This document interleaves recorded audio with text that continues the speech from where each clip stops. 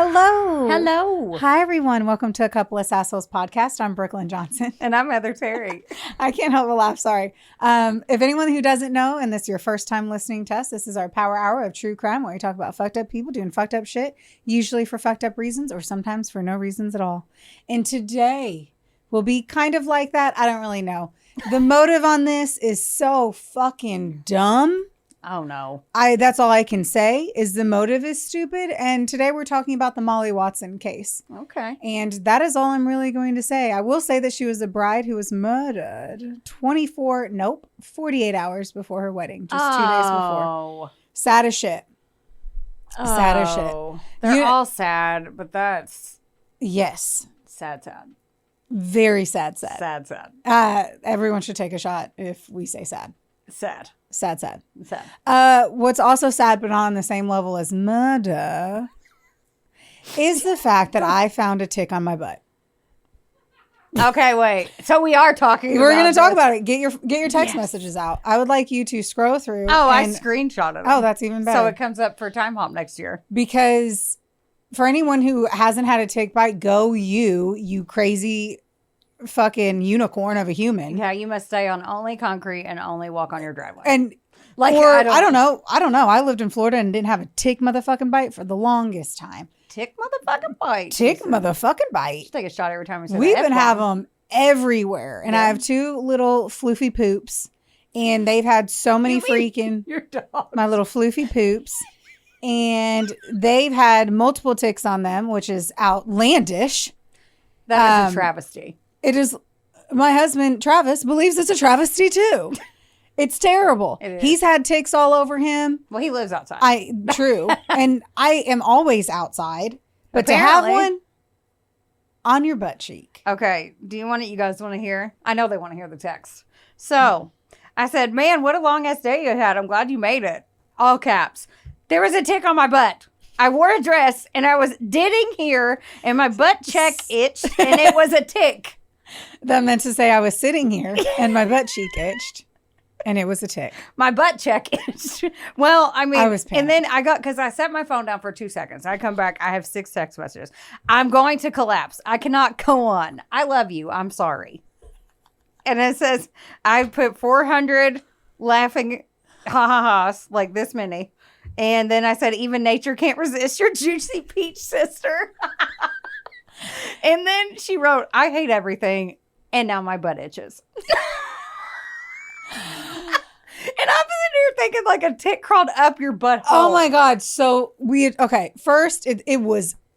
How close was it to Browntown? Because my cheeks are so voluptuous, I would say there was still a journey to the booty hole. A journey? But if this piece of paper. If this piece of paper was my whole cheek and this was my crack. Okay. It was like right there. Oh, so it was like in the neighborhood. It was close to the poop chute. And so I literally I was sitting there crisscross applesauce on my chair. And so I don't know if I was at the nature center, but I wasn't in the woods at all yesterday or that day. Mm-hmm. And then it could have literally been a tick like on the chair, on the couch where the dog sits. Oh. So it could have been a tick chair. So now I feel different about the fucking chair. I'd feel different about my butthole. Oh, now it's like, hold on. So I go to scratch my butt because I'm like, ooh, my little cheek be itching. And as soon as I go to scratch it, I go, oh, hell no. Just like this. Travis sitting right next to me. Oh, hell no. There's a tick on my butt. I was like, ah. And as soon as I scratched it, I like dropped it on the chair. Okay. And I go, Trav, I just ripped a tick off my butt cheek. And he's like, okay. And I'm like, there was a tick on my butt cheek and you were not acting appropriate. And I mean, it was a tick. And then now it itches so bad because tick bites itch like fucking crazy. Yeah. And that means you're just digging your butt all day. Oh, and do you know what kind of checking of my butt I've been doing? Oh, yeah. Yes, you are type Oh my God. A. I've never been this close to my asshole Oh my in God. a long time. Ask her to tell I her was in the shower yesterday and I literally got out the shower and I said, Travis, do ticks want to be inside your booty hole? Is that a place they want to be? Are they aiming for that? Like, what do they want? Because he's like, no, they like to be like in between your toes or underneath your armpit or in your hair. They want to be protected. They don't want to be in an obvious spot. So they were going to your crack. Yes. To be protected. Well, I mean, they stopped because the bite was on my butt cheek because they were already protected being under clothing. That's why you'll get them on your belly. You know? I am so itchy from this conversation. Dude. Like, I'm seriously like, I'm itchy just you telling me about it. I don't know what to do about it. Is what it all comes down to is I don't know how to move on from it. I don't think I would. New fear unlocked. Like, and now here I am wearing another dress, just asking for it. I'm asking to get my ass bit. I mean, you are. Tell them what you said whenever I said, what would you have done if one would have crawled up in it? What did I say? You said, oh, I would have called the best friend card and I would have spread my cheeks and been like, oh my God, get it out. Yeah. She would have made me dig in her butt. I would have made Travis dig into my butt before you. I'm not going to lie. Just Thank because you. he knows how to handle the tick removal better than you. He knows that. That's what I'd say. I didn't know where you're. You know what? I will bow out and I will play. But if I was with you at a cabin, let's say in upstate New York, where we will be in October, and there is one, yeah, you're getting in there. No. In there like swimwear. I'd get into your butt. I'd spread them cheeks right apart. Oh my God. I'd get me some tweezers. Now my butt itching. Can we talk about that? And I'd get it out for you. Thank you. I guess I would dig around in your butthole too for bugs. See how we had to lay it out. It's to what called we're talking about. Friendship, rooting around, sisterhood, and traveling pants of the traveling butthole bugs. Hopefully there aren't any. But I think do they like dry places? Because I don't know how dry your butthole is. Like, I don't think inside of you is dry, right? All of that's wet. Right? There's no way that we can come back from this. I just want to say, there's no segue. Right? There's no segue from this conversation. Nope, there isn't. So I'm just going to go into my story. Yeah, you better get the microphone. Wow. The magnifying glass out. Because I know my ass couldn't read that. Always print on 16. It's like it's like a law. 16 font or bust. I'm not trying to squint. I think I accidentally printed normal font. And I was wondering when I was writing this, I was like, I feel like I've been writing for 4 hours, which I had been. And I was like, why is it so short? Because it was like 6 pages. So I kept writing and writing and writing. And I'm like, I got to 9 and I'm pretty sure this is at like a 9 font. So it should be fun. Oh, fuck me sideways. Heather, entertain him with a quick story so I can grab my photos. A quick story. Oh, dance for the men. Hey, you. You just threw me off. Now I'm itchy. I'm thinking about digging around in your butthole, and apparently everyone else is too now. I mean, there's that. No one's thinking. We're going to call this butt bugs. Is this the name of the episode? Butt bugs? No, because it's not butt bugs. It's a tick. Butt bugs makes it seem like I got crabs. Oh. Yeah, did they you're go being in your terrible. butt, though? I thought they just lived in the poobs. In the poobays. Anyway, okay, I'm ready to go. I'm not. All right. So my works cited page is people.com, ABC News 2020. I Now Pronounce You Dead, aired on January 7th of 2022. Ooh, a 2020. Yes. Ooh. Oh, I'm sorry, guys. I'm in this phase where I'm only picking things that came from 2020 or Dateline. I need it. I don't know what it is, but I need it. Well, at least that's a reputable source too, and you can visualize and watch and like. I love being able to see the interviews of the humans. They get in there like a butt bug. Oh my God, let it go. You brought it up, and now you're just making me leave the party. Yeah, because we've already unpacked it. Leave the laundry in the hamper. Okay, that's life.com, Oxygen, and then Fox 2 News. Okay. Our story begins in April of 2018 when Glenn McSparron, a gentleman with tattoos, kind of some swag, can't lie, and a really dirty outdoorsy truck that he was like, I'm not even going to clean this for the show, decided to take a shortcut from his mother's house on a dark backcountry gravel road where the woods crowd the path and a creek cuts across it. The entire story blows its load right here and right now. But no. I'll wait for the rest of us to climax as I gather up the condiments that will be placed on this hot dog of a story. Just so you know. I quit. Literally. This shit is boom, boom, pow. And we know the culprit. And I'm going to wait 97 pages to get through the entire story. You know what I just realized? Well, I can't guess what you're No, gonna it's been say one now. paragraph. Okay. I have never written anywhere where this took place. Oh. I You don't know, like, we don't know the location? We do not know the location. Do you want me to do that? I could Yes. have done that during this fake I story realized time. I didn't do like, the way this is just not, like, my normsies. So I don't even know where it's Nothing at. for this episode. I'm going to say Virginia, but I have no idea. Okay, what's her name? Molly Watson? Molly Watson. Thank you. And maybe I'll say it, but I really just don't know that I have. So we have Glenn McSparron, right? Northeast Missouri. Missouri, nowhere near. Wait, there's a few key locations. Apparently, it's all Missouri. Perfect. Okay. So Mr. McSparron, right? Well, earlier that evening, he had passed the same spot and encountered a short, older man standing near two vehicles. I would say that this would be considered very weird because it's like our back roads, you know? Like this is, if you don't live in a place where you have back roads tend to have very limited traffic. Mm-hmm. And if there is somebody there, let's say midnight or any time where it's dark, minus the winter when it's dark 24/7, it's sus. Okay. As fuck. Yeah. And Missouri is like fucking, honestly, the like cousin to Kentucky in its looks and feels. You know, you're like, oh, they're definitely related. Definitely. And so anyway, as I mentioned that if I was driving this and I saw this situation, okay, I would not have done what McSparron did. You would not have. No. Okay. It's just not no. Okay. I would be like, you're here to kill me. Or you've killed somebody. And I got that juicy peach. And I ain't trying to get more ticks. And I'm just not trying to get... I know. And I'm just not trying to get killed by somebody. Yeah. So okay. So he pulls up on the back road, and there was. I'm making sure I'm following. So there's a dude. There's two vehicles, and he is only cars, one guy. One dude, back road. Okay. Yep. Okay. Cool. Thank you. And that's what I'm just saying. To me, this is the difference between a man and a woman because this guy actually tries to help, and I would have legit called you if you weren't with me, and I would have been like, I'm pretty sure. Write this down. And you're going to be like, what? And I would like, write it down. I'm reversing. I would reverse and just pull away. That's what I would do. Oh, yeah. But this guy gets out and he's like, hey, did somebody gets like stuck? Like thinking like somebody's vehicle was kind of off or something had happened. And I just would have ran away.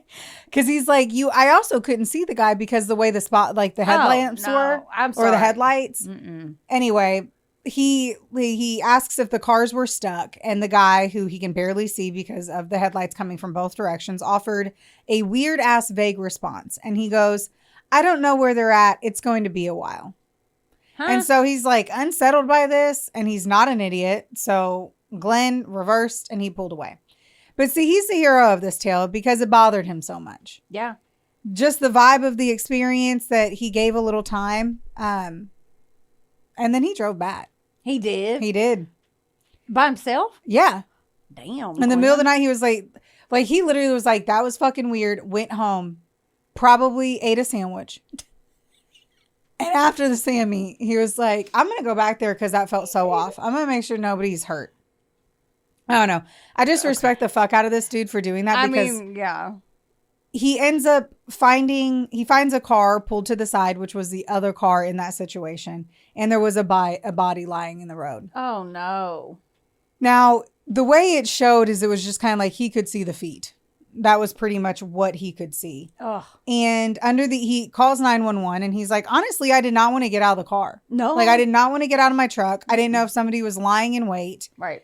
And so whenever he had called the cops were like, or the first responder, whoever it was, dispatcher, I'll list all the jobs, was like, how about do you mind to get out there and see if they're alive? Like, see if they're okay. And as soon as he walks up, he's like, they're not alive. And he like has to insert dead body. Like he has to put his hands to them and try to see.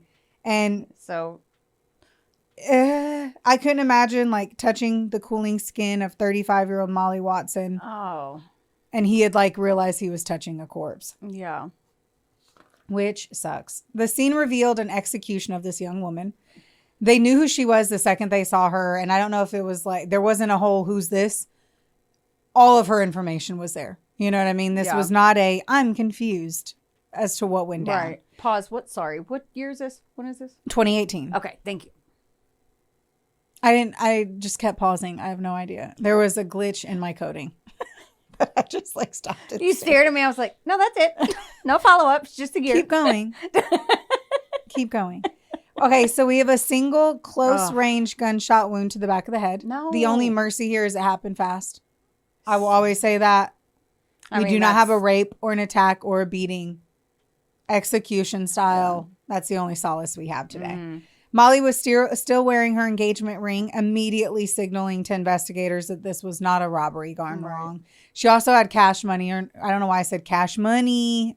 Cash is cash. Cash money. Cash money was also in her wallet.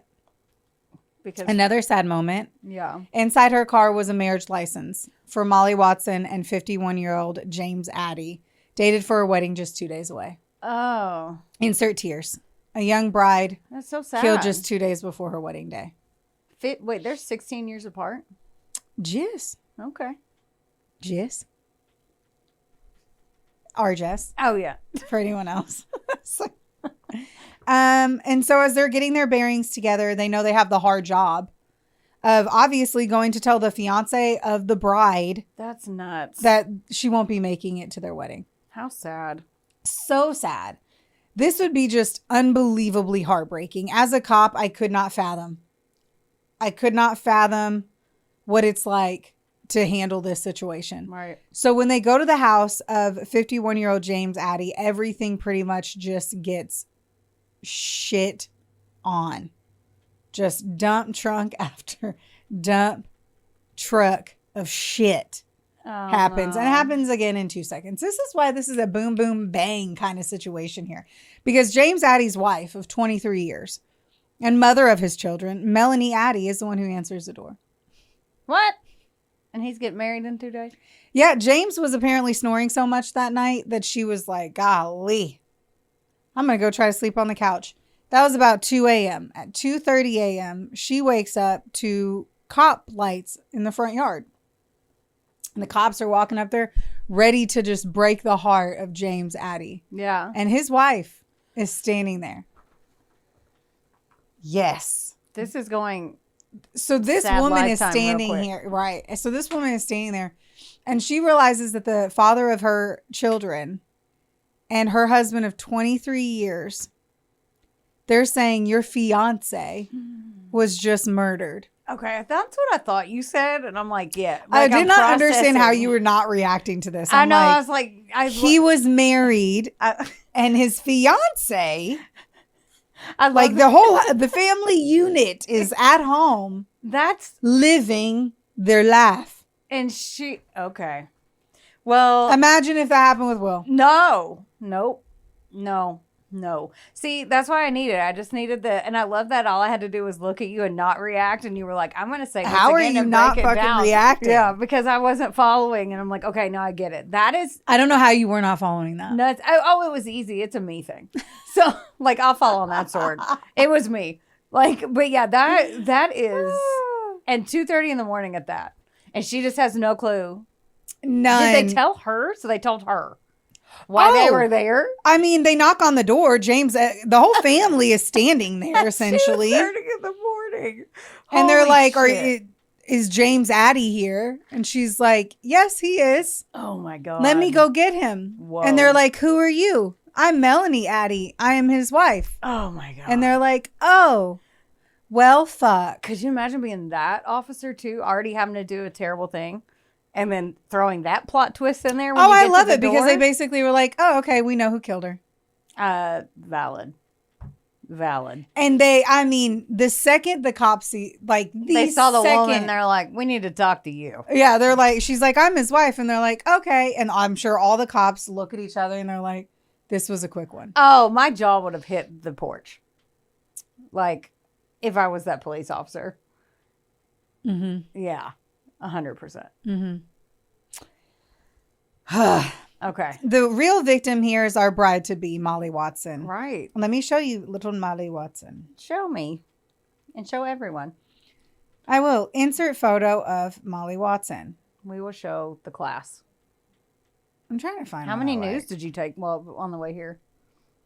You had to scroll for a while.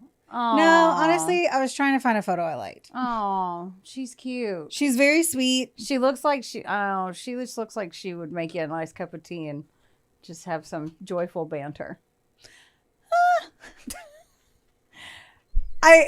Okay. So she's a vibrant 35-year-old whose identity was rooted in her son, Declan. Great name. I like and that. a deep-seated love for the arts. So she worked at the Moberly Area Correctional Center, but her spirit lived in her YouTube vlogs, her sewing room where she crafted elaborate costumes, and the songs that she sang for her family. I say this with love, but since she recorded so much, you kind of just got to know, like, you got to know her, and you and I would put her in the odd duckling category. Yeah. Yes. You know what? You let that. You freak looked at me flag and I was crack. like, how can I say this on here? I'm like, she was just an odd duckling. Yeah. Like, she gave me very cosplay vibes. Yeah. Well, she was like happy to fly her freak flag. Like some people, that's how they word it. But like she was Just herself. Yeah, yeah. like she was very content being herself. Yeah, and she I was love that. very, very smart. Yeah. She had a really beautiful voice.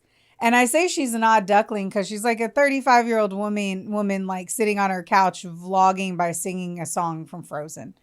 That's pretty odd duckling. Outside of the mainstream a little bit. Yeah. Yeah. You know what? You sing that, let it go. You Elsa your little heart out any age.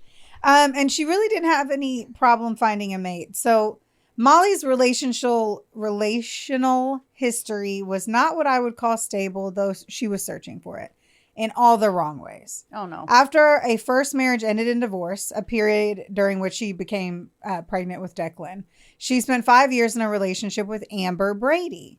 Yes, she became friends with Amber, and then it turned into more while they were both married. So I'm going to be really honest here, and I'm not here to ever victim shame, ever. But she was a known cheater. Like, get mad at me for saying it. Oh, no. No, not you. Oh, Whoever okay. the fuck is listening. Oh, okay. But she cheated on her first husband and then was in this relationship with Amber and then cheated on Amber. Yeah. So you cannot tell me that you're not a cheater. Yeah. If you go through long relationships and then cheat every time and that's the catalyst for ending the relationship. Cheat. The word cheater And means one openly who cheating cheats, so. when you know the other person is married as well. Oh, She knew Amber was married because they were friends. Mm-hmm. And then she also knew James was married. Addie, Oh, she who did she know. was cheating. Yes. Oh. Yes. So that, because I have a high horse that I like to sit on, and it is the high horse of cheating. Yeah. That is one of the things that just fucking grinds my gears. Yeah. So much, especially in these, because she like cheats and leaves them. Oh. So you're like shattering souls. Yeah. So, she was the victim and we highlight her, but she wasn't, She didn't make she the didn't best have choices. She did not make the best that choices. That is a no very one does. good way to put it. Yeah, of course. No one does. But I do have to say, this guy was not hot. James is a fucking Papaw Jimmy. Oh, God. Well, I don't think he's cute at fucking all. This is immediately- him as young as I can get him. Insert young photo of stupid fuckwad. I mean, he's not bad. He's not bad. But it's not a He looks like he's got a thin dick. Oh, 100%. A That only thin gets dick. hard during NASCAR. I don't know. Yeah. He like if he yells Jeff Gordon during sex, there's 100%. This is them together. Yeah, this just That is an and this is his interesting- wife. I'm now inserting the photo of Melanie Addie. Aw. She's really cute and sweet looking too. Yes. So I just have to say, choices were being made, and I don't think other people's feelings were out there. They were not taken into consideration. No. Whatsoever. No. So insert my high horse, as I said, and I hate to say this, but the partnership that she had with Amber fractured because Amber discovered Molly at a motel and James Addie was like pulling up his pants. Oh, man. And that was her colleague from the prison that she worked at. Oh. Now, Amber was actually like really blindsided by this because she was on the 2020 episode. Oh, she was like, I thought we were doing great. Oh. I had no idea, and it really shattered me. So They had been together for 5 years. 5 years. She was with him, with her husband. I don't know. Molly was with a male. I don't know if Amber was with a male or a female. Either because way, yeah. I'm going to say, though, Amber is like your cookie cutter lesbian. Okay. So, like, she could have been with another woman then. Yeah, like, she looks like a lesbian. Like, there's no... I really don't know if she was with a husband before or if she was with a man before. Either way, she was in a she was relationship. wedding. She was married. She was married to someone. Yes. And okay, got it. And they met. And then she walks in a hotel room and sees a dude. Because she had, I guess, followed Molly. God. Yeah. Seeing a dude pull his pants up, I feel like it's an extra kick in the dick. Well, Molly was with a man before her. Amber was her only woman. So I don't know if a bigger kick in the dick or a bigger kick in the puss would have been if it would have been a woman. I don't know. You know what I mean? Puss. I don't know. I just felt really bad on all of that. This is all crazy so far. Okay. So, whew. Not only was James a dude, but he was also old as fuck compared to her, right? So he was 51 to her 35 and not particularly a looker. Molly transitioned into James Addie's world with an earnest, all-consuming devotion. It was very apparent to those around her that she was deeply in love with James, though I feel like they likely thought that with her and her other 2 longtime partners. Yeah. She comes off like a loving individual. So I don't know if she was all that enthralled with him over Amber or over her previous husband, or if she was just a lover. Maybe, yeah. You know, that's hard to say. She might love the idea of a partner instead of like the actual partner. Who knows? I can tell you I don't. Right. From a profiler's perspective, James Addie was a man of predatory patience. His personality was defined as a traditionalist facade that masked a domineering and controlling core. Oh. His now ex-wife, Melanie Addie, described a 23-year marriage characterized by a quote unquote controlling and intimidating atmosphere. Oh no. Addie demanded his wife adhere to a strict standard of behavior, yet he exempted himself from the same moral gravity, which really fucking ticked her off after she found out his fiance when they had been together 7 years. Molly 7 years. And here's the thing that like also gets me. Okay. We're going to talk about it. But when they're in the place, when they're getting their marriage certificate, James and Molly. Right. He says in that moment, right? So that has to be like a week before the wedding, right? Right. That his divorce was finalized 6 months ago. So that means that Molly was in a relationship with a man for 6.5 years, knowing that he was married. That's okay. That's not a stand-up decision. No one deserves to die, and but no that's one not a great decision. Says this so when 2020 did their thing, they're pulling the people who are in it. Obviously, the dude who found the body, her fucking hairdresser for the one that she booked for her wedding was in it. The guy who they came into the record to do the marriage certificate, that guy, we'll talk about him. So I'm also saying too, her circle was tiny. They pulled her hairdresser. That's what I'm saying. So out of the family members, it was her brother and her one cousin, and I think the cousin's mom, so her aunt. So we're talking 3 humans. Yeah. So like this is this big. Right. Okay. So I just need to say that. Okay. I feel like I just need to say that. Because if she had a closer community of friends. If she had a Brooklyn, she wouldn't do that. She'd have so many black eyes from the experience that she would have eventually stopped. You know, like this just isn't okay. But it's also, we're going to talk about it. I get so mad, like really running through the Rolodex of the timelines here because we're like, there's so much to talk about. So anyway, for 7 years, he was in a deep ass relationship with another woman. And I'm like, you see this shit on shows and you never think it could be really, like it could actually be done. Especially for that long. Yes. but apparently it can, and we'll kind of talk about how.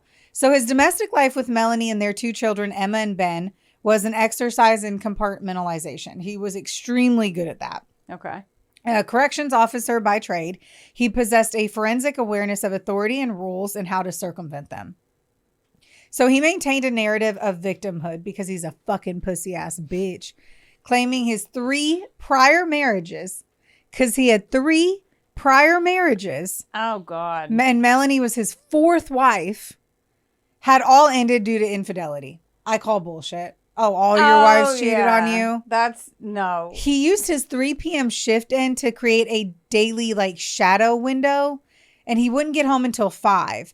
And every time Melanie would kind of ask, he always got home at 5, though he always got off work at 3. And she knew this. She did. And she would bring it up all the time, and they would just get in, they would get into it.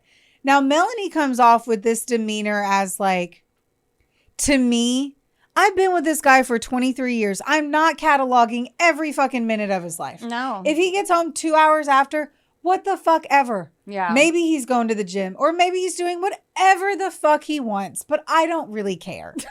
I don't care. She can't act like she... If you're telling me for fucking 7 years, there's a 2-hour gap and no one's saying any of it. I'd be like, and she's like, every time I brought it up, he would get hostile. So I just stopped caring. I mean, that's one where you're just phoning it in. In my opinion, I would never.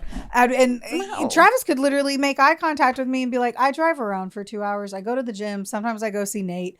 You can tell me whatever the fuck. You don't want to come home until 5. You're going to piddle and do whatever the fuck you want for 2 hours. Whatever. I would take that. Yeah.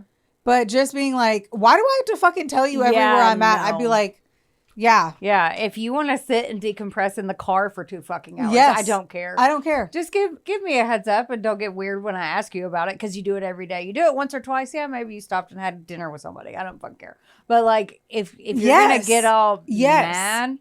To me, that was whenever a huge red flag. A huge red flag. But, and I'm sure in retrospect, she's like, I probably should have given a fuck. Well, if he was so domineering and controlling, maybe she was like, I stopped caring because it wasn't fucking worth the fight. That's pretty much how she said it on the show. Yeah. Yeah, that's pretty much how she said it.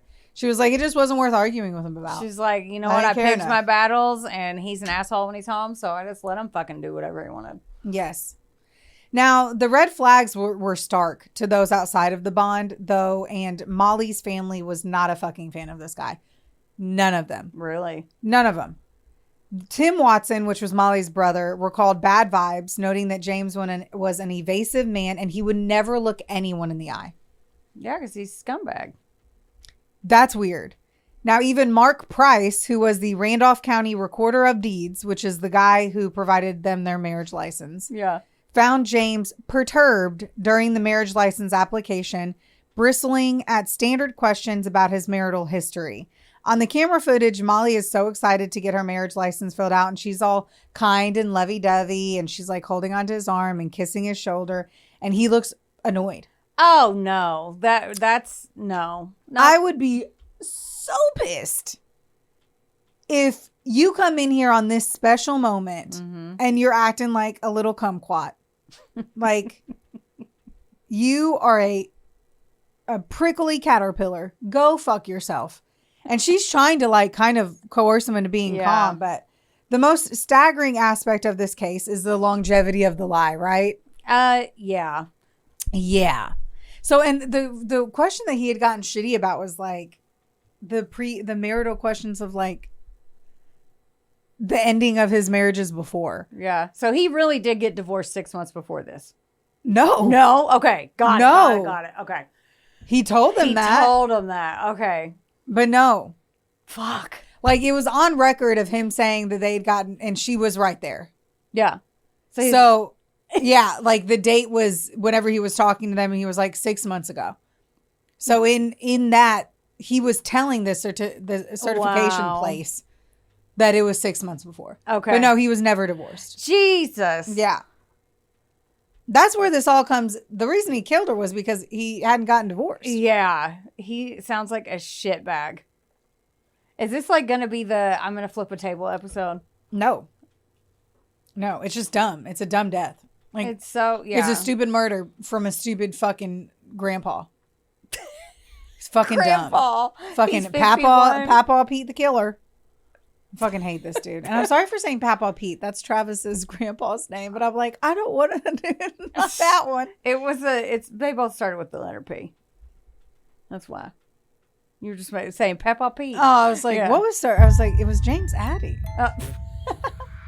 Wonderboy Media is not only the proud producer of this glorious magic imploring your ear holes right now, but they're also a big deal. Get in touch with them today to make all of your dreams a freaking reality. From using their bangin' ass podcast studio, where we are right now, to creating amazing videos and editing our content like the mystical mavericks they are. Your podcast can go further when you have a Wonder Boy. Hit up Drew today at WBOYmedia.com. Or text him day or night at 270. Just kidding. Does your face look like a mugshot lately? Then it is officially time for you to visit Hetef Aesthetics in Owensboro, Kentucky or Nashville, Tennessee. That's right. Go see our girl Amber Teasley and her team because they'll have your face and your skin look like a damn filter. And their staff is absolutely amazing. It's like a mini Botox party, which personally is my favorite. You leave looking fresher and you don't have a hangover. Another good thing is that if you go in there and you tell them that A Couple of Sassholes sent you, you get 15% off of everything. That's unbelievable. So if you have been considering getting that glow up and making that ex jealous, it's time. Okay, so anyway, we were talking about the fact that the craziest part is how long this lie was happening. So for 7 years, James maintained a systemic deception that was not a fleeting impulse, but a second career. Like meeting Molly. Sounds like a lot of work. Yes. Meeting Molly at the correctional center in 2011, he waited until 2017 to propose, weaving a fabricated reality where he claimed his divorce from Melanie had been finalized in October of that year. Why did he even have to I propose? don't know. She was fine being the side piece. She knew all about it. Why don't just keep doing that? Well, she thought they were separated. She never, in that time frame, I don't think she thought it was just like a paperwork thing. Yes, but she never went to his house. I have questions. We'll get to some of these. Points, okay. Yeah, sorry. You're like, please. No, it's okay. Because as I was writing this, I was getting further into it. And I was like, we had to talk about this part. And so it kind of pops in randomly. Okay. But he said that the divorce was finalized, weird and interesting, but then he chooses to propose. Like, why the absolute fuck would he do that? Unless he thought he was going to lose Molly. But at the end of the day, spoiler alert, he kills her anyway. Oh my God. So why the fuck propose when you're married to a woman that wasn't... There's no part of it that was saying that Molly was like, I'm going to leave you if you don't propose. If he was wilding out at their marriage certificate, acting like a dillweed, she wasn't going to leave him. Because that would be the most of the time when people would be like, okay, you know what? If you can't even be happy about this moment, I'm not forcing you at gunpoint down the aisle. Right. Like, I'm done with this. Most people would, she was already in too deep, in my personal opinion, if she didn't flip out at all or be like, I'm not signing 1 week before. You're a dick. Like, and I think you even, in some states, you even have to do it like 3 days. Like, you have to do it closer. So, like, it's still a week. Yeah. Like, let's say within 5 business days. Yeah. Like, because I think that, I just got married 2 years ago and I can't fucking tell you. I just remember it was I think we had 14 days. Oh. Like, it was something. Either way. I don't know. Yeah. But, like, you have to do it soon. Yes. It's the final days. The point to the fact that guy at the courthouse remembered the fact that, like, he probably signs marriage license all the time. So cute and adorable. Yeah. It's a relatively small, sleepy town. No, but the guy was like, when he realizes that Molly was shot, he literally like called his wife in and was like, that's the couple. Like, he remembered them very, very well. Well, then because Molly was really nice and sweet, and because him being that way, just not. And he stuck out. Yeah, he stuck out. Most of the time that you're excited. Yeah. So anyway, how the fuck was he able to do this? Well, James would stage work trips to Florida or getaways to Mexico. So in reality, he was traveling with Molly, even visiting Disney World together. So his work trip was a sniper training that he actually created a paper and made it look really official for his wife to see that he had this like sniper training in Florida. What? And then the trip to Mexico. This is the shit. Okay, yeah. How'd he pull that So then one he off? pulls this. He's like, I'm going to do this trip to Mexico with his guy friends. Okay. Now, here's where this breaks my mind. And I am not here to be a bitch to Melanie, by no means. But where were the photos of the trip with his friends? So I get you not being in your husband's ass, totally, for sure. But my husband would want to show me the photos from his trip. He pulls them up on the TV and goes through them and explains where he was. I can't imagine there not being a single photo shared on Facebook of his trip. Those guys he says he's going with, posting them online, tagging them on the photo. I'm sorry, but the guy's trip is the one that I just couldn't get behind. Now, I was talking to ChatGPT about this. I go, I need to understand how this guy, like, I could not wrap my head around it. Yeah. Give me another perspective, Al. And Al's like, you have to remember, it was 2011 to 2018. That particular time frame, people weren't tagging everyone in every single post. I act like 2011 to 2018 isn't 15 years ago. And because in our head, it's not. Because Right. when you said that, I was like, it's only 10 years ago. Right. I usually could do quick math, but I was like, that's only 10 years ago. Yeah. No, it's not. No. But see, I held on to I forgot about the 7-year time frame that they were together. Yes. So I think about 2018. Whenever And- one motherfucker that went would have posted one thing to brag to his lame friends that they were in Yeah, Mexico. I like even Like- then though. So he's 51 then. I mean, like, do 40-year-olds not? I'm like, we're the fucking 40. Travis's guy friends post photos of trips and tag you. Like, Yeah. the fact that he came back from a week-long trip and didn't show a single photo That's all. of him with his friends. Yeah. I get you not showing shit on a business trip. I Yeah. totally get that. We've all taken business trips and I'm not taking. No, I don't care. Or I'd show you a pretty sunset and send it. Okay. Lies. But like the friend group trip and there not being one printed photo, not one photo of the guys together. That's weird. Weird. That's weird. And she literally, when Melanie was talking about it, she was like, so what was going on these trips? Like, she was like, all of it made sense to me. I'm not going to bug him about going to take a trip with his friends from Mexico, friends in Mexico. But then you don't see any evidence of it. Outside looking, I get that, but outside looking in, like, I think he had been so domineering over that part that she just didn't dig because she was kind of just naive to it all and chose to be. I don't know. I'm not all my years of training in psychology school. Like, I had like two psych classes 32 years ago. I don't know what to say on that because I just can't wrap my head. Like, there's no part of me that can wrap my head around it. Oh, me either, but I'm just trying to justify it for her. I have no clue. I can't. Like, I'm letting you know I cannot justify her behavior on the guys trip. I just can't. The word trip, I'll give it to you all day, every day, especially because he like created a document. Yeah. A document. But outside of that, to not care. That's bizarre. That's real weird. Mm-hmm. 2011. I'm trying to think. Like, was camera that digital phones. camera We had era? camera phones, didn't we? We did? Yeah. I graduated high school in 2006. Mm-hmm. So we had 2009. I graduated college. Okay. So yes. So yeah, we had camera phones in college. No, we didn't. Did we? Keep talking. I'll look that up. Okay. So another part here is if we were highlighting again, how the fuck could he get away with it? Well, Molly didn't know his family like at all. So here was a part they never overlapped and somehow that was okay for Molly. I do wonder if because he was 51, he just acted like everyone was dead or something. I have no idea. But that would explain how she never went to his house. That's what I was asking. He's manipulative too, though, as fuck. Like, he has to be. If he's got two women believing all of his crap, like, he's got to be very manipulative. I had a big yawn. That answer bored her. Not kidding. I had a very big yawn. Sure. But no, I mean, sure. I mean, you She and I doesn't can't seem understand like a it, but it's pushover like, though. Like, Molly didn't get like. maybe she was just happy with the arrangement. Who knows? She was like, I'm cool with this. Let's just not dig into it. I really wish she would have stayed with Amber. The wedding planning, that was managed by Sam Cohen. I just want you to know that they leaned into a Renaissance and Disney theme. Like, That it was sounds on Beauty brand. and the Beast was like the theme. And I told you that she was an odd duck, just this choice for the Well, wedding. he's Like, definitely a beast. He ain't cute. I just like, and he was like, sure, let's do Beauty and the Beast. He was probably just like, sure. And you're 35. I don't know, guys. Hey, All of that feels like mental health issues to me. And I'm not trying to like. shame anyone on their shit, but that's weird. There's an ass for every chair. We don't have to sit Yeah, down. well, Thank she you. sat in the wrong fucking chair. Yeah, she did. She should have stayed in her other chair. Okay. 2007, 2008 camera phones were normal. They were flip phones.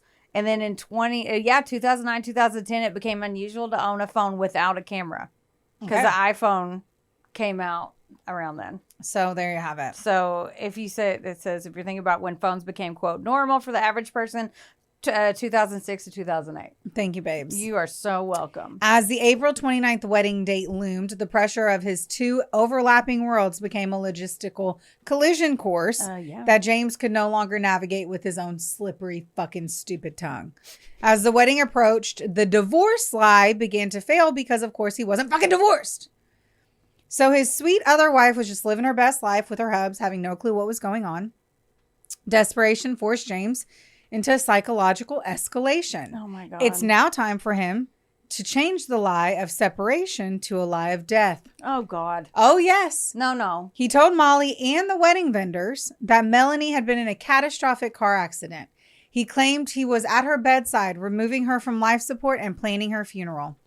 What? He just killed off his ex-wife to fucking hopefully have the death lie serve as a dual psychological purpose, right? So it bought him more time. He hoped it would. Look at this. He killed her off hoping that he would be able to push the wedding back.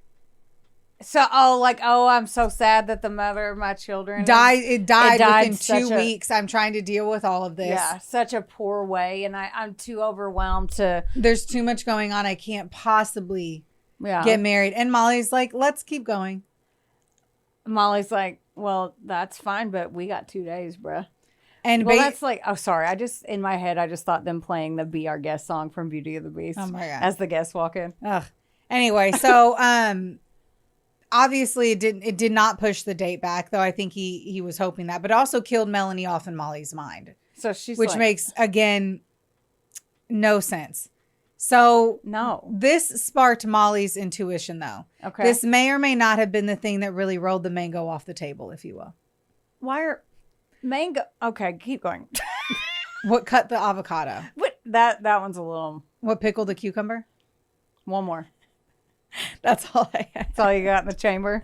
Yeah, so forensic analysis of her phone showed that on April 26th, the day before her murder, Okay.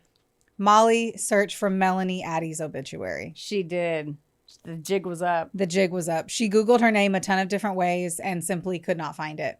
So what was going through her mind then? No obituary showed up, so that must mean that she didn't die, right? Yeah. Did she then think to check Facebook? Because my millennial ass automatically thought to go there. Uh-huh. If she would have checked, the fact that like, did Melanie not have a Facebook? Like, I don't know. how she didn't look up the wife, Yeah.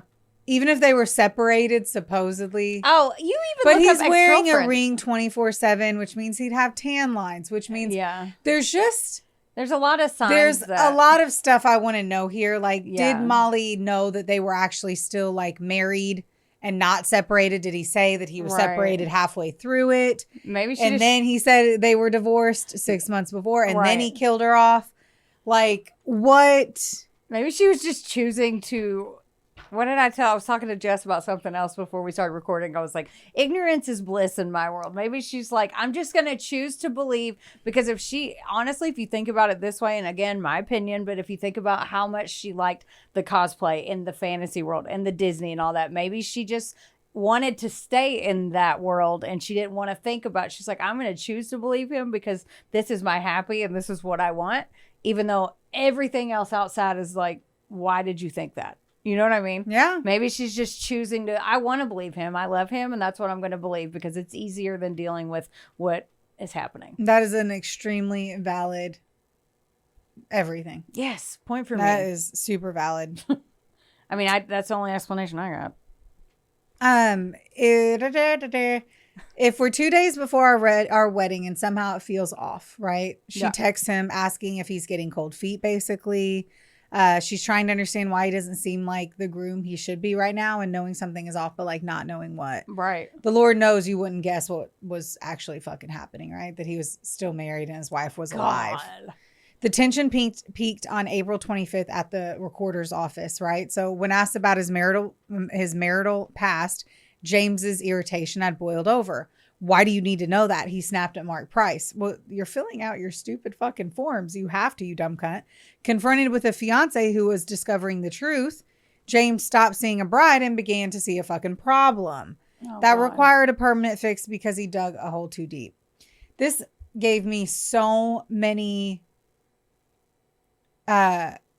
Maternal Instinct documentary on the Netflix one. vibes, where she just said she was pregnant for so long that he acted like he was where these people back themselves up against a fucking wall with a firing squad in front of them and they don't have any way out instead of just fessing up. Right.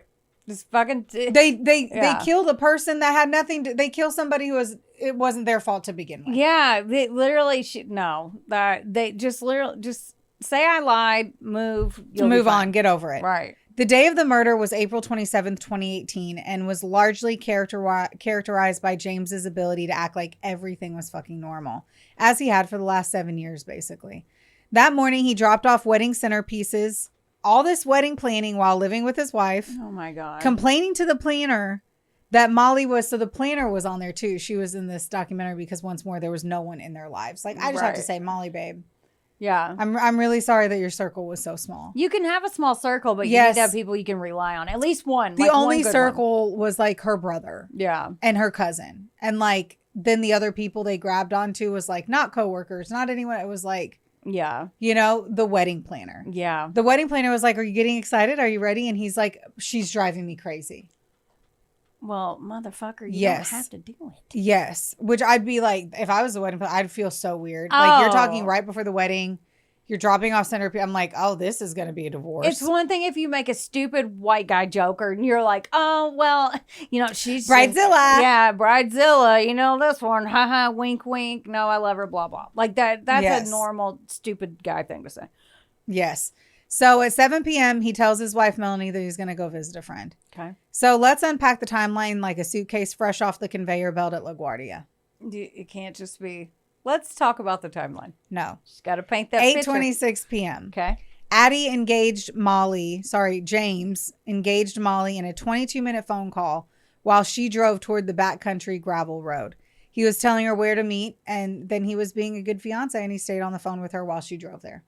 So it took her 22 minutes to get there from her house. He asked her to go meet her there. Okay. I don't know. We don't know why, right? I was like, don't ask. I can't tell you. Obviously, James isn't going to explain why. No, he's a douche. So he picks a really secluded area.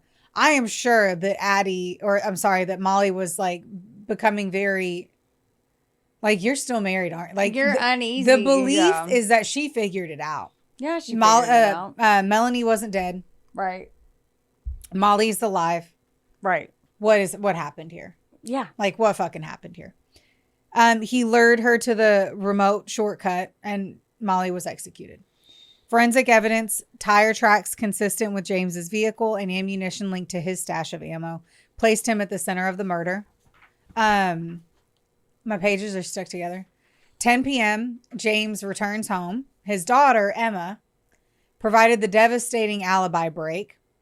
While her father claimed he was home by 8:30, she testified he arrived at 10 p.m. and immediately went to the shower. So Emma, the daughter, who's 16, 17 at the time, she was oddly up doing homework. So she heard him come in. Man. Now, Emma noted the distinct, overwhelming smell of bleach. As a corrections officer, James knew the power of chemicals to erase evidence. He washed his clothes immediately and cleaned up the best he could.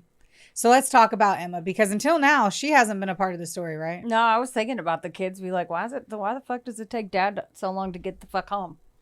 Right. Well, they don't fucking care. They don't know when Dad gets off work. That's true. Well, Emma, of course, is James and Melanie's. She's like 16 or 17. Who fucking knows exactly at this time? Years old, who's currently in high school. Originally, James had acted like he couldn't leave his wife earlier in the relationship because he needed her to graduate from school. So that was kind of why again, this is why I'm like, he could act like he wasn't having sex with his wife. We see this shit in TV shows all the time. Right. I'm not having sex with her, though. I'm only having sex with you. She knows the marriage is over. I'm only here so that, right. Emma can finish school and so that we show a united front. We fucking- all hear this. Don't these fucking stay lies. together for the kids. These lies. Ugh. Do basic lie for anyone who feels like, but also shows Molly and Jay's have an open affair in this situation, right? Yeah. Which is also not cool. So, well, fun fact Thursday, Emma needed help with a costume, and she 100% met Molly, who her father said was a friend from work. So now there was a voicemail to her hairdresser that explained that, quote, the plan was that she had a stepdaughter. Oh, this is what the hairdresser said. Okay. The plan was that she had a stepdaughter who she was planning to do hair and makeup on. I'll let you know when we get closer because she's not sure if she really wants to be in the wedding.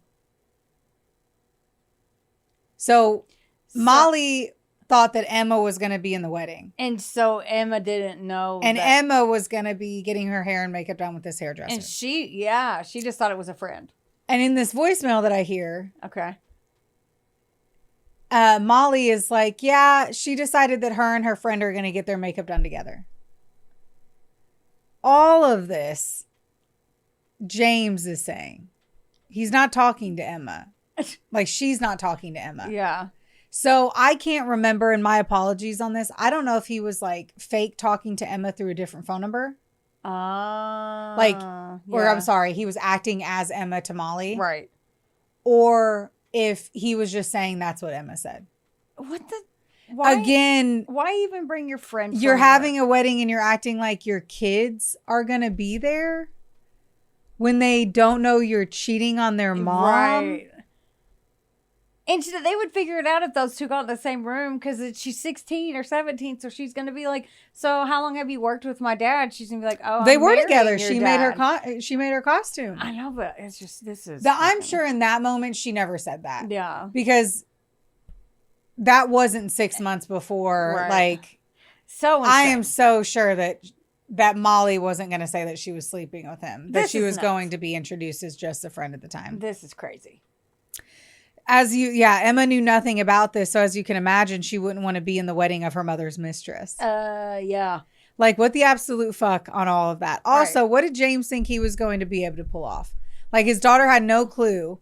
And so she wasn't going to be in the wedding, let alone, like, at it. Right. So, like, this part, even more than anything else, just fucking blows me away. Yeah.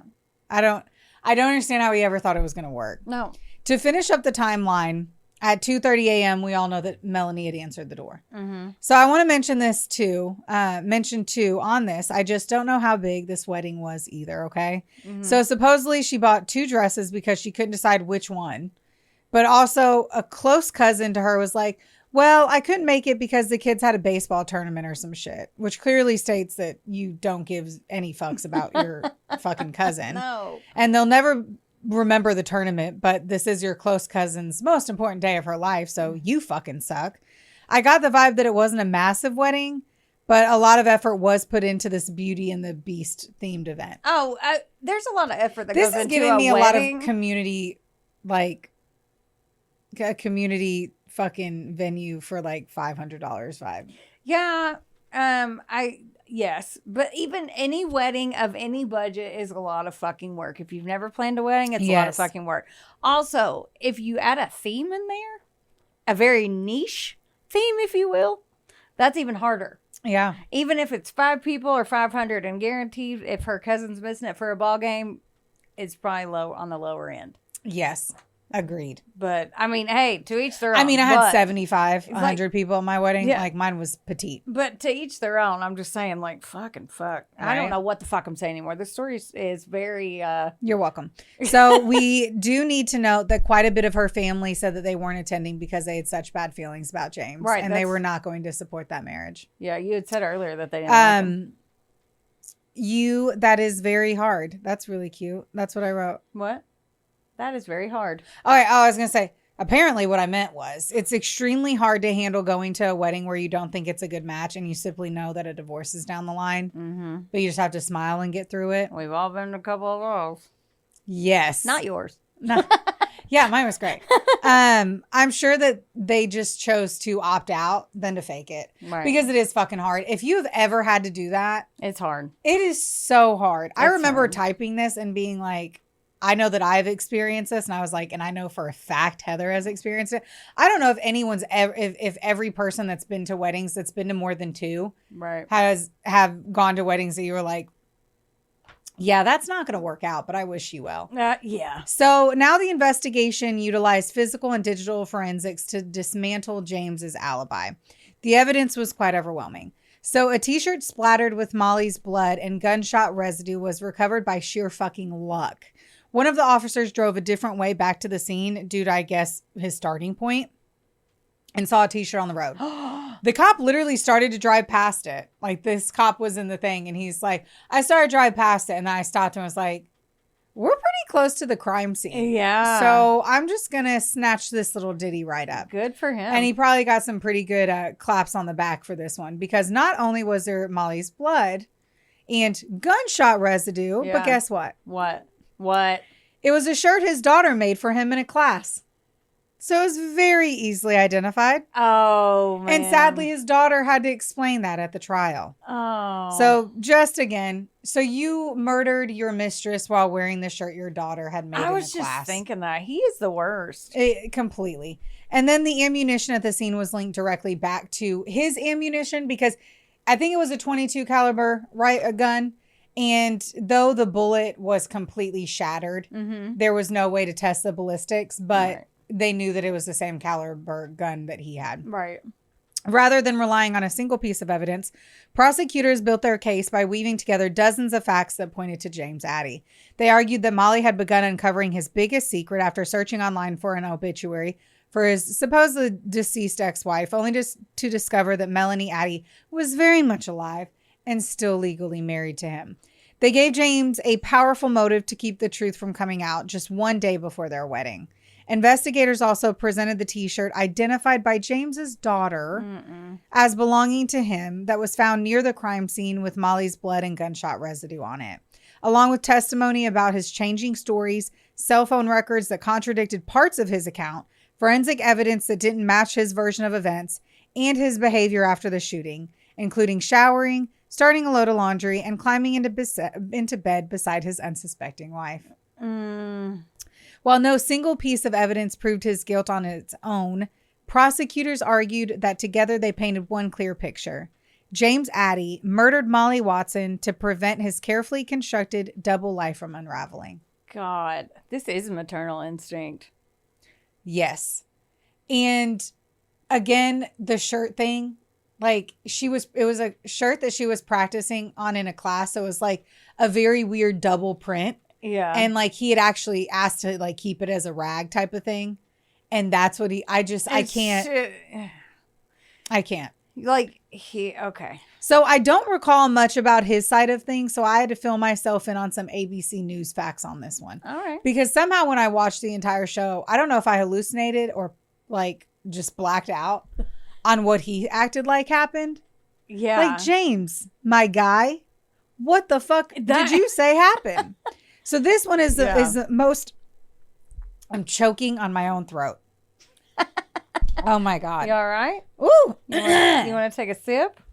A little sippy sap. I've only hit the microphone like 14 times with my water bottle. So. Cash.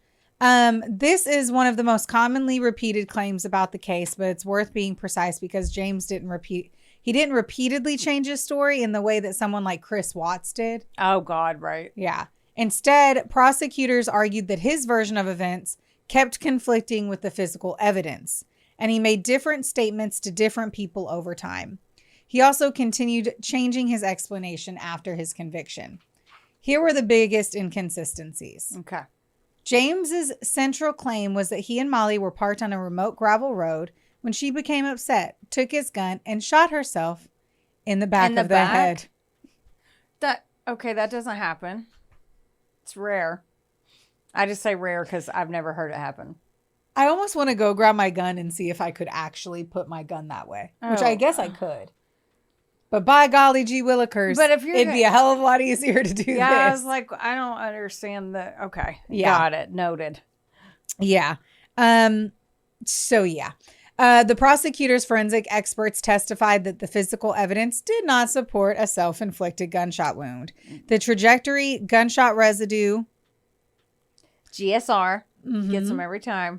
blood evidence, and overall crime scene reconstruction were more consistent with homicide than suicide. He was just a fucking idiot. The most emotional evidence came from Melanie Addie herself. Oh, God. So she ended up searching a lofted storage area in the garage. Oh, no. And she found a secret stash of all the photos of James and Molly. Oh. Specifically at Disney World, vacationing and happy, hidden in the home that they shared together. Oh, he's gross. Yeah. So at one point they're like, do you feel like you're a victim? And she goes, no, I am not a victim. Molly is. Oh. But her life Flipped upside down. just... So she goes from having a husband who sounds shitty, but she was still with him. I loved him. Yeah. Loved and him then- either way, raising and their then in kids the mid- together. Yeah. And then the middle of the night, and then all of a sudden he better fucking go to jail. Going to jail, and she's she's single. And now my 16-year-old daughter, Right. who it's already hard enough to be 16, now has Right. to testify against her father. Yeah. And then literally know that the shirt she made for her dad, he wore while murdering a mistress. Yeah. I just Oof. can't. Yeah. All I this just is can't. sad. James Addie was formally charged with first-degree murder and armed criminal action on April 30th. Guys, that's 3 days after the murder.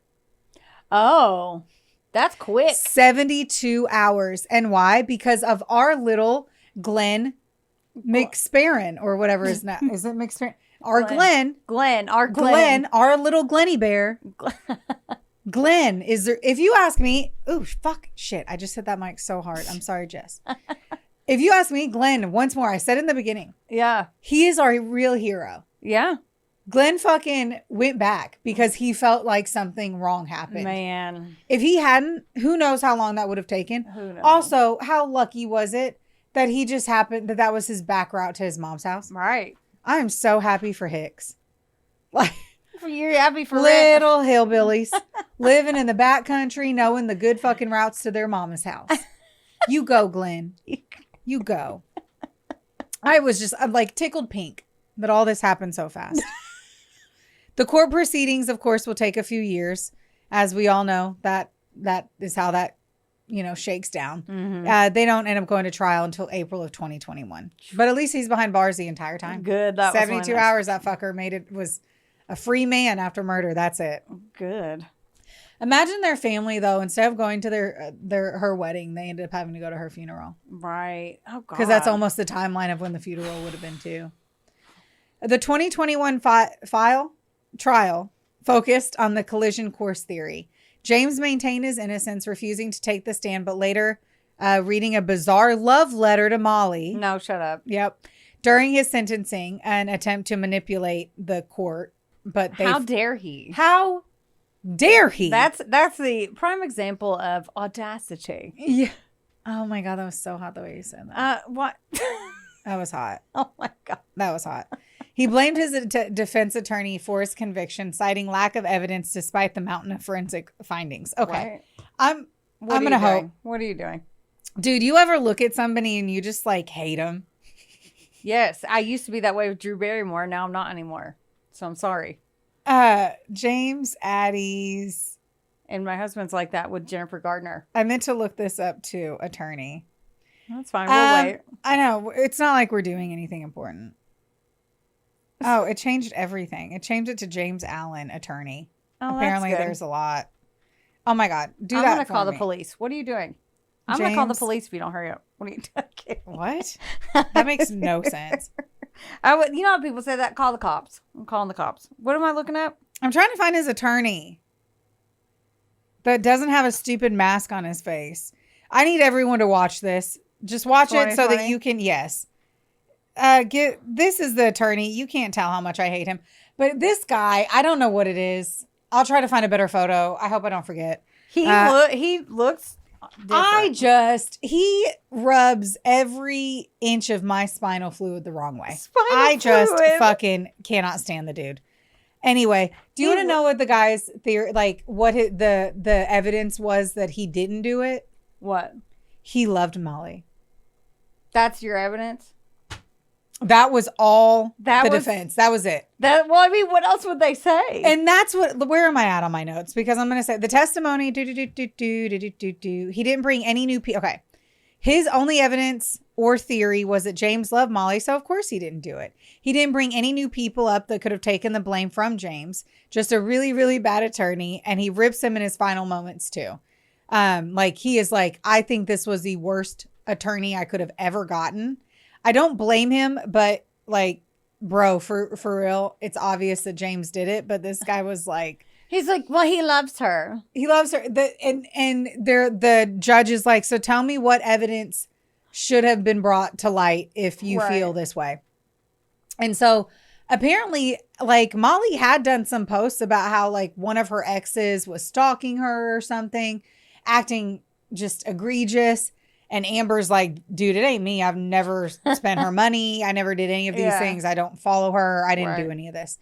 And so he's like, it could have been that other guy, which it could have been, but it wasn't brought up because homeboy, little douchey canoe, he just gave douche canoe vibes. He looks like a used car salesman that would steal your identity after he ran your credit. Yes. Like, I don't know. I'm sorry, guy. I'm not sorry. He sounds like he's such but a I'm happy that the shitty guy got the shitty attorney and karma. Yeah. Mm-hmm. The testimony of Melanie and Emma Addie was the final blow. Melanie described the horrible weight of testifying against the father of her children, but her commitment to the truth was unwavering. She noted that for James, murder was simply, quote, something he would do to fix a problem, end quote. He was a selfish man, and it didn't surprise her at all that he would do something like that, which is crazy to fucking think. That is nuts. She was like, I totally think my husband would have killed somebody. Wow. If they were a problem, yeah. In July of 2021, the court delivered a sentence reflecting the gravity of his coldness. Life in prison without the possibility of parole for the murder plus 10 years and a separate 20-year sentence for armed criminal action, a total of life plus 30 years. Good for him. The legacy of James Addie is one of total atmospheric destruction. He didn't just kill Molly Watson. He erased the reality of his own children and wife. Right. In his victim impact statement, Molly's son Declan branded Addie a coward who stole his mother's future, noting that her only crime was believing and trusting a monster. Molly Watson remains more than a statistic. She is remembered for her costumes, her music, and her devotion. James Addie remains in the Missouri prison system. His appeals exhausted as of December of 2022. The Beauty and the Beast wedding never happened, but the story ended with the finality of justice in Monroe County, a place where the truth eventually caught up to a man who thought he could outrun it with a gallon of bleach and a lifetime of lies. That is the sad story of Molly Watson, killed by her fiance, James Addie, for simply saying, I do. Okay, first of all, you crushed that ending. Thank you. Like, I'm not going to lie. Gave me a little bit of chills. I know. Give me a little bit of chills. When I typed it, I was like, toot, toot, toot, toot, toot. I felt it. You felt, yeah. Good job. You can moonlight as a creative writer. I would love. I do. No, but that is what I'm doing right now. I know, right? But that was so uncalled for. Like, here's the thing. Here's my sasshole PSA of the day. If you're lying, just fucking block them or stop talking to them. You don't have to kill people.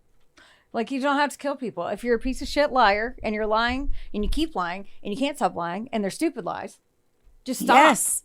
Or go away. Just go the fuck away. Go lie to someone else. Like, what? There was no end game. Yeah, like, no need. Did he want to keep Melanie's money? Was he trying to keep the family together? Did he really love Melanie? There's no fucking need. Like, even at the end in his trial, when he's like talking about his love for Molly, where was your statement on what you did to your family? That. Like, you selfish fucking prick. Right. That's all I've got. You're a selfish fucking prick. Correct. Fuck all the way off. You know, poor Molly. Poor Molly. It is sad. Because at the end of the day, all he had to do was be like, that is exactly what happened. Yeah, I'm garbage. My bad. I'm leaving you. I'm garbage. We're not going to have a wedding. You're out the money. I played you like a fool. Yeah. Fuck you. My bad. I'm blocking you. Yeah. Bye. But instead he sit down with Melanie and be like, I cheated on you. This crazy bitch Molly's probably going to contact you.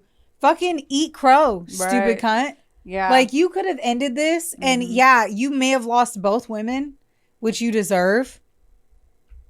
I mean, But Molly did not need to die in any capacity in No. any way, shape, or form. No, not None at all. whatsoever. no. And I feel bad for her son, and I love his name. I do like Agreed. his name. It's a great name. Yeah. You know what else would be great? If you would like, rate, review, and subscribe. Yes, please do that. Do all the things. Comment below. Let us know what you like, what you don't like. All that jazz. All the things. Yes. 5 stars. Yes, Slide please. into our DMs. All day long. Don't forget. Don't get mad. Get sassy. We love you. We love you. Bye. This episode was sponsored, edited, and produced by Wonderboy Media. Get the deets at WBOYmedia.com to see how you can make your podcast dreams a reality. Help us out and be sure to rate, review, and subscribe wherever you listen to our audio project. Don't forget, follow us on Facebook, Instagram, and TikTok at, of course, A Couple of Sassholes. Want more sass? Become a member of our Patreon for bonus content, merch, and more. Plus, we're on Cameo now, so there's even more ways to get the sass you need just how you like it. As always, don't get mad. Get sassy. Theodore, can I pet that dog?